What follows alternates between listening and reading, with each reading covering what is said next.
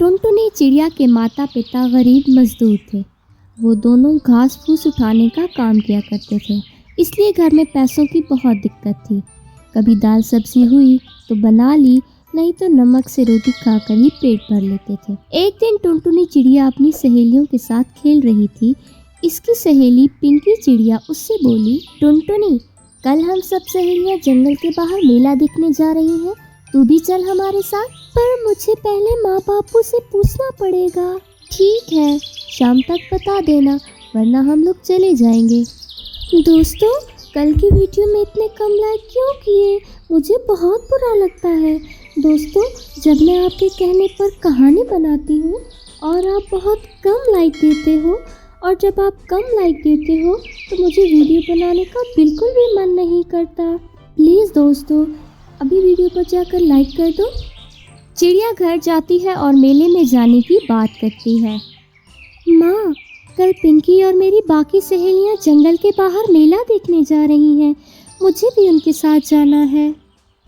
टुनटुनी बेटा, तुझे पता तो है आजकल तेरे बाबू और मुझे मजदूरी का काम नहीं मिल पा रहा है, और जो थोड़ा बहुत काम मिलता है उसमें बहुत कम पैसे मिलते हैं। मेले में जाने के लिए तुझे कम से कम 50 रुपए की ज़रूरत तो पड़ेगी ना। माँ, मैं वहाँ से कुछ भी नहीं खरीदूंगी, बस अब ऐसे ही घूम फिर कर वापस आ जाऊंगी। टुनटुनी जाना चाहती है तो उसे जाने दे। हमारी बच्ची वैसे भी हमारे साथ कहीं घूमने नहीं जाती है। टुनटुनी, तुम कल मेले में घूम आना। सच बाबू, आप बहुत अच्छे हो। अगले दिन टुनटुनी चिड़िया और उसकी बाकी सहेलियाँ मेला घूमने जाती हैं। सुनहरी, टुनटुनी, ये देख, मेला घूमने के लिए माँ ने मुझे 200 रुपए दिए हैं। मेरी माँ ने भी मुझे 200 रुपए दिए हैं। और तुम्हें टुनटुनी? वो मैं 20 रुपए लाई हूँ। बस 20 रुपए? इतने में तो तुम्हारी छोटी सी गुड़िया भी नहीं आ पाएगी। वो देखो पिंकी, टुनटुनी, चलो सामने कठपुतली का खेल देखते हैं। 20 रुपए की टिकट है, तुम तीनों देख लो, तब तक मैं पानी पी कर आती हूँ। टुनटुनी चिड़िया जानती थी कि उसके पास बहुत कम पैसे हैं, इसीलिए वो खेल देखने के लिए नहीं जाती।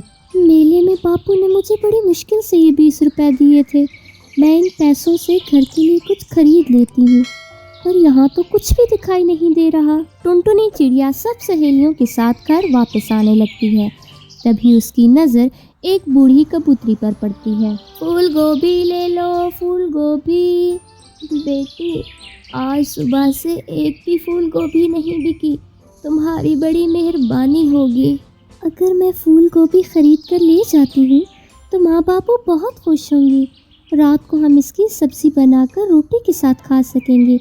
वैसे भी बापू के पास तो इतने पैसे नहीं होते कि हम रोज़ाना ताज़ी सब्ज़ी बनाकर खा सकें। क्या सोच रही है टुनटुनी? जल्दी चल, घर जाने में देर हो जाएगी तो माँ डांट लगाएगी। हाँ, रुक थोड़ा पिंकी, थोड़ी देर में चलते हैं। माँ, मेरे पास यही 20 रुपए हैं, आप इनके मुझे फूल गोभी दे सकती हो? हाँ बेटा, ये गोभी का फूल 20 रुपए का ही है। मुझे तो तुम पर हंसी आती है टुनटुनी। तू मेला घूमने आई है और क्या खरीद कर ले जा रही है? गोभी का फूल। सब सहेलियाँ ज़ोर ज़ोर से हंसने लगती हैं।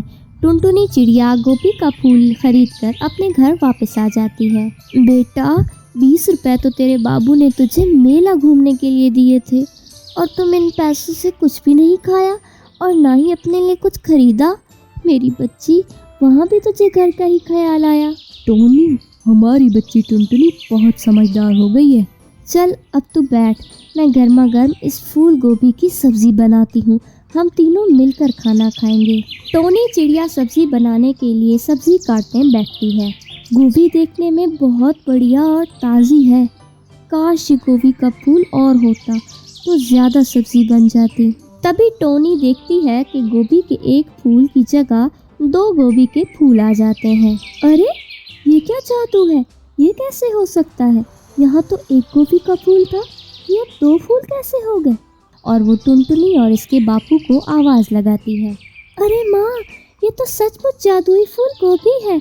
हम जितने भी गोभी के फूल बोलेंगे, हमारे सामने उतने फूल आ जाएंगे।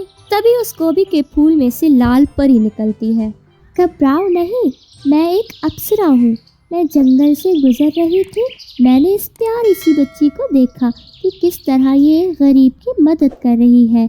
मेरे से रहा नहीं गया और मैं इस फूल गोभी में वास कर गई और यहाँ तक आ गई। मैंने तुम सबकी बातें सुनी और मेरा मन दुख से भर गया। जो दूसरों की मदद करता है वो पंछी मुझे बहुत प्यारा लगता है। अब तुम सबको चिंता करने की ज़रूरत नहीं है। मैं तुम्हें ये जादुई फूल गोभी देकर जा रही हूँ, लेकिन मेरी बात हमेशा याद रखना, कभी भी अपने मन में लालच मत पनपने देना। ये कहकर वो वहाँ से गायब हो जाती है। अब तो टुनटुनी के माँ बापू शहर की मंडी में फूल गोभी के बड़े व्यापारी बन जाते हैं और अब उनके पास धन दौलत मकान सब कुछ था और इस तरह अब वो अपनी बेटी टुनटुनी के साथ खुशी खुशी रहने लगते हैं।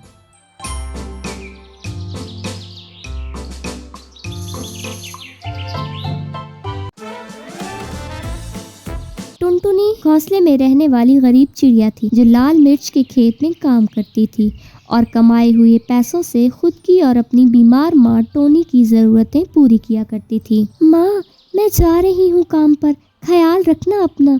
शाम को लौटते समय मैं आपकी दवाइयाँ लेकर आऊंगी। ऐसा कहते हुए टुनटुनी काम पर चली जाती है। वहाँ पर टुनटुनी चिड़िया पेड़ों को पानी देती है और जो मिर्ची अच्छे से लाल हो जाती है उन्हें तोड़कर टोकरी में भरती है। तब तक आप लोग कमेंट में बताएं 89 डिवाइडेड बाय 9 कितने होते हैं।